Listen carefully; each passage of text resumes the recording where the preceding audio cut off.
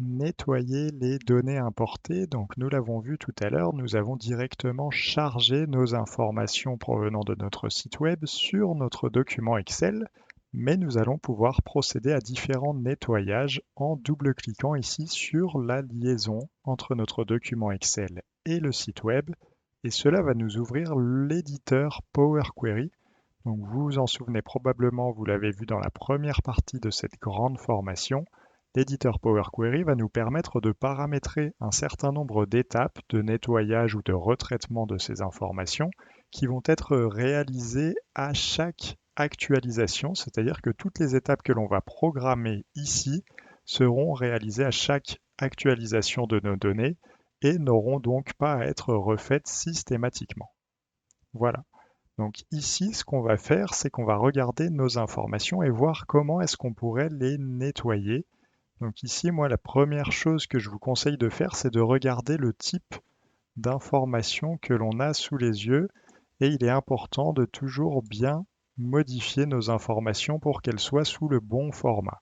Donc par exemple, ici, le rang doit être sous format numérique, les pays et régions sous format texte, et ces trois colonnes-là devraient être sous format numérique, mais on va voir qu'on nous impose une erreur et que donc là, on a une erreur qui est apparue. Donc on va retourner en arrière, on va annuler cette étape.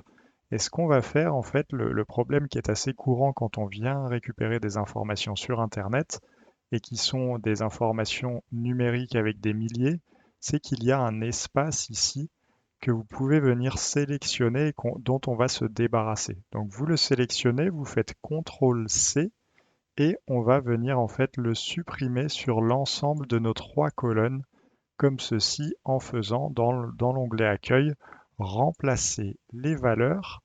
Donc on va venir ici, valeur à rechercher, on va faire CTRL-V. Donc là on ne le voit pas presque, mais il y a un espace, l'espace qu'on a copié, on l'a collé ici, on va le remplacer par rien du tout. Et quand on valide ici, on voit que l'espace est bien supprimé. Et à partir de maintenant, normalement, on va pouvoir changer le format de nos nombres automatiquement. Et là, on n'a plus d'erreur, nos nombres sont bien sous le bon format comme on le souhaite, et donc nos types modifiés sont automatiquement mis à jour ici. Comme on l'avait vu dans les premières vidéos, si vous souhaitez retourner sur les étapes précédentes, vous le voyez, vous allez ici, là on est sur l'ancien format de données, là on a les espaces qui sont supprimés, et là le type des données qui est modifié. Deuxième chose que l'on peut vouloir faire, ça va être de supprimer ici ces indicatifs un peu superflus. Donc pour le Congo, pour la France, éventuellement pour le Myanmar, toutes les informations qui sont entre parenthèses.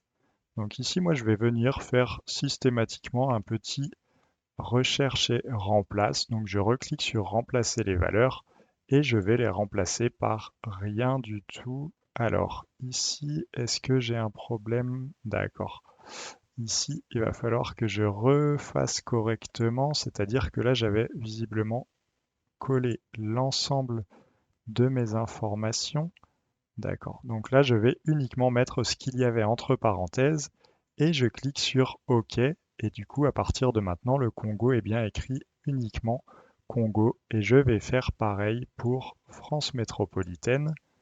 Je vais prendre uniquement métropolitaine, je le remplace par rien du tout.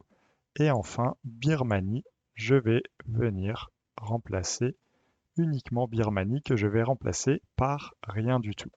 Donc là, on a étape après étape, on a juste fait du recherche et remplacer.